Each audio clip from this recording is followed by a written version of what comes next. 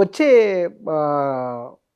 ఎన్నికల నాటికి వాస్తవానికి రాహుల్ గాంధీ ఆయన మాట వినేవారి సంఖ్య పెరిగింది. ఆయన నిన్న పార్లమెంట్‌లో మాట్లాడిన మాటలు కూడా మునుపట్లాగా లేదు. చాలా నిర్మాణాత్మకంగా కనబడుతున్నాయి. ఒక అభిప్రాయం వస్తున్నది.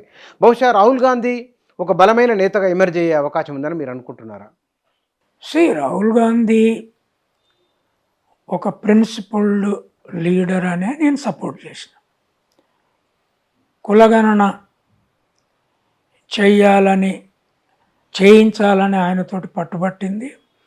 ఆయనలో ఒక నిలకడగలిగిన చరిత్ర అవగాహన కలిగిన వెంటనే పదవి చుట్టూ తిరిగే లక్షణం లేదు. తర్వాత ఆయన మొన్న పిల్లలతో అమ్మాయిలతో కూర్చొని మాట్లాడేటప్పుడు కూడా ఒక అమ్మాయి అంది, మీరు ఫ్యూచర్లో ప్రధానమంత్రి కావాలని నేను అనుకుంటాను. ఆయన ఒక ప్రశ్న అడిగాడు, ఈ ప్రధానమంత్రి చుట్టూ ఇంత ఇదెందుకు, ప్రధానమంత్రి కావాలేను ప్రధానమంత్రి, దేశాన్ని బాగు చేసేది అదొకటే కాదు కదా అన్నాడు. చాలా గొప్ప మాట. ఆయన ప్రధానమంత్రి కాగలుగుంటే 2009లో అయ్యేవాడు కదా. నేను వద్దని అనుకున్నాను. ఇప్పుడున్న పరిస్థితిని బయట నుంచి మార్చాలి, ఉద్యమం ద్వారా మార్చాలి, నూతన చైతన్యం ద్వారా మార్చాలి. కనుక ఆయన క్రమంగా ఎదుగుతున్న లీడర్. లీడర్ మ్యాచ్యూరిటీ, నాకు చాలా మ్యాచ్యూరిటీతో ఒకేసారి బయటకు వచ్చిన వ్యక్తి ఒక అభిజిత్ దీప్కైనా కనపడ్డాడు. మిగతా వాళ్ళంతా ఎదుగుతారు. మేమందరం కూడా ఎదిగిన వాళ్ళమే కదా. ఇవాళ నేను ఇది మాట్లాడుతున్నా అంటే గొర్రెలు కాసుకొని వచ్చిన వాడిని. అభిజిత్ దీప్కేలాగా ఒక మధ్యతరగతిలో వచ్చి లేదా పూనాలో చదువుకొని జర్నలిజం చదువుకొని ఇంటర్నెట్ను ఆర్గనైజ్ చేసిన కాదు నేను.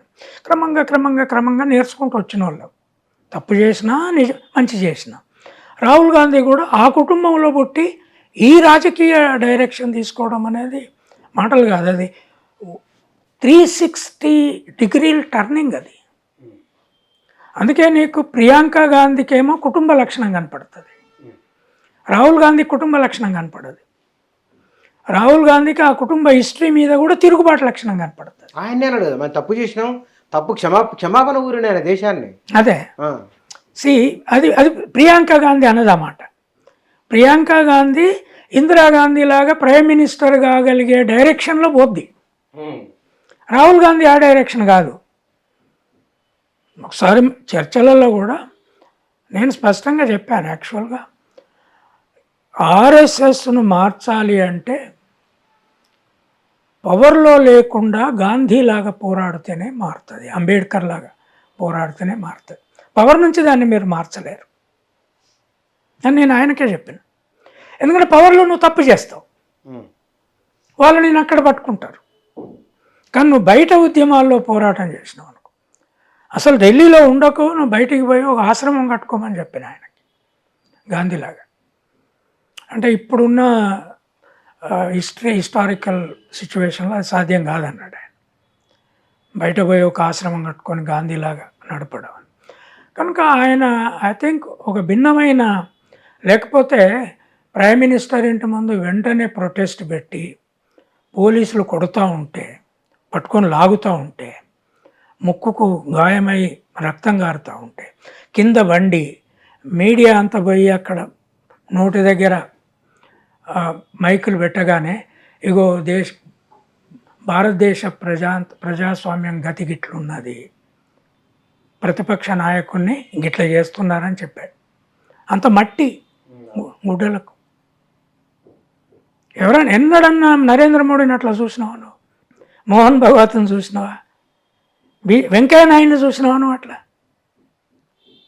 లేదు కిషన్ రెడ్డిని చూసినావా అట్లా? వాళ్ళు బోరు అట్లా, వాళ్ళు మట్టికి దాకనియ్యారు. అందుకే ఆయన బురదలో పోయి నాట్లేస్తున్నాడు, పిల్లలతో కలుస్తున్నాడు, బీదోళ్ళతో కలుస్తున్నాడు. Is a different kind of leader. ఆయనను పిచ్చోడని వీళ్ళు అంటారు, ఆయనను బుద్ధు అంటారు, ఆయనను పప్పు అంటారు. అది ఒక కల్చర్, అది దాన్ని మనం ఏం చేయాలి. But he will go down in history. ఈ దీప్కే ప్రభావం భారత రాజకీయాలపైన రాబోయే రోజులు ఎట్లా ఉండొచ్చు అని మీరు అంచనా వేస్తున్నారు? ఇప్పుడు ఇది వాళ్ళు ఆ పిల్లగాడు నిన్న 2-3 ఇంటర్వ్యూలు కూడా చెప్పాడు.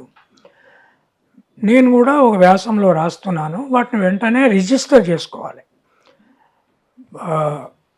కాక్రోచ్ జనతా పార్టీని ఒక సొసైటీగా రిజిస్టర్ చేయాలి, ఒక పార్టీగా రిజిస్టర్ చేయాలి.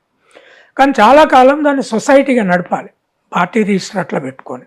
ఎందుకంటే వేరే వాళ్ళు చేసేస్తారు, వీళ్ళని బ్లాక్ చేస్తారు. సో ఇప్పుడు వీళ్ళకు ఆ గుర్తింపు ఉంది కనుక వీళ్ళు యువకులుగా యూనివర్సిటీలను కాలేజీలను ఒక 7-8 ఏళ్ళు రివైవ్ చేయాలి, వాటి విద్యా వ్యవస్థను రివైవ్ చేయాలి. సిలబస్ రీస్ట్రక్చర్ కావాలి, టీచింగ్ రీస్ట్రక్చర్ కావాలి, మోడల్స్ రీస్ట్రక్చర్ కావాలి. ఆ ఉద్యమాన్ని వీళ్ళు నడపగలిగే శక్తి నాకు కనపడుతుంది. ఆ క్రమంలో వాళ్ళు ఎటు ఎదుగుతారనేది మనం చెప్పలేము. ఇప్పుడు అంచనాకు రాలేదు, అంత కష్టం అది. మీరు కలుస్తారు అభిజిత్ దీప్కి ఆలోచన? నేను మధ్యలో పోదాం అనుకున్నా, సరే అక్కడ రకరకాల శక్తులు ఉన్నాయి, సో చూద్దాము. అది ఇక్కడి నుంచి పోయి నేను ఈ ఏజ్లో ఇబ్బందులు పడి, సో నాకు షుగర్ బీపీ ఉన్నాయి, సడన్గా ఎక్కడన్నా ఏమన్నా అయితే అదని నాకు కొంత రాత పని నడుస్తుంది. ఇంకా బుక్ రాస్తున్నారా? ఇప్పుడు ఒక బుక్ వచ్చింది, అంటే Harappa god city of civilisation అని. హరప్ప వాళ్ళ తండ్రి జాంబవుడు, జాంబవుని తండ్రి మహిష, వీళ్ళు అక్కడ జంతువులను ఎట్లా మచ్చిక చేసుకున్నారు, గొర్రెను ఎట్లా ఇంటి జంతువుగా చేశారు, మేకను ఎట్లా, బర్రెను ఎట్లా ఆఖరికి ఇంటి జంతువుగా చేశారు, జంతు వ్యవస్థ ద్వారా గ్రామాలు ఎట్లా నిర్మించారు, ఆ తర్వాత నగరం ఎట్లా కట్టారు, ఆ నగరానికి హరప్ప రాజు ఎట్లా అయ్యాడు, దాని మీద ఆర్యులు ఎట్లా దాడి చేశారు, దాని మీద నవల రాసిన. అది 7వ తారీఖు ఢిల్లీలో బయటకు వస్తుంది.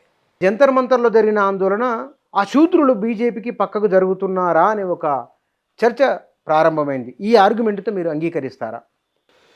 అంటే Buchanna, cockroach Janata party online ఆవిర్భావము మేలో జరిగింది. అది చీఫ్ జస్టిస్ సూర్యకాంత్ నిరుద్యోగులను కాక్రోచెస్, పారాసైట్స్ అని తర్వాత ఆయన దానికి సవరణ చెప్పినప్పటికీ, నార్మల్గా బొద్దింక అనేదాన్ని ఎట్లా చూస్తాం మనం, అది వంటగది సింకులో పుట్టి ఇల్లంతా పాకి ఆహార పదార్థాలను విషమయం చేసే ఒక పాయిజన్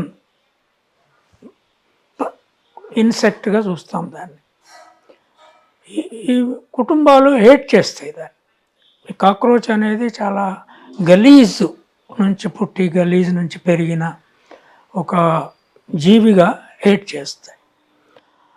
ఆ పదము అన్ఎంప్లాయీకే వాడాడు ఆయన, తర్వాత దాన్ని సవరించి చెప్పాడు అది లాయర్లకని. అయితే అది ఎవరికి ఇమ్మీడియట్గా తగిలింది?